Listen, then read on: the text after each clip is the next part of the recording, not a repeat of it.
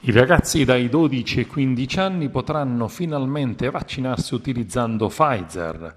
Lo ha deciso la Commissione europea e l'AIFA, l'Agenzia italiana per il farmaco.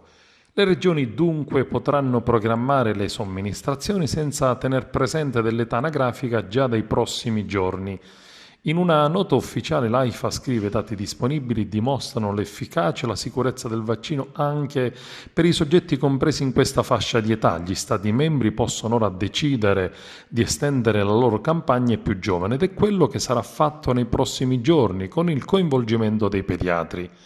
Considerato che ogni pediatra in media ha in carico circa 200 ragazzi e ragazze tra i 12 e i 16 anni e che ogni fiala può essere divisa in 6 dosi, e calcolando l'uso di una fiala al giorno, quindi 30 somministrazioni a settimana, dichiara Paolo Piasci, presidente della Federazione Pediatri, possiamo arrivare a 120 adolescenti vaccinati per ogni pediatra con la prima dose in un mese e quindi completare tutta la platea 12-16 anni in un mese e mezzo, 2 al massimo.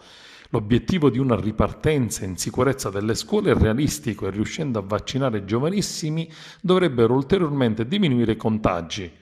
Oltre 23 milioni di persone hanno ricevuto la prima dose, quasi il 40% della popolazione, e 12 milioni di persone sono al completo con 2 dosi. Un dato rassicurante che in attesa della stagione estiva e del numero dei vaccinati vede sempre di più abbassare i contagi e soprattutto le terapie intensive.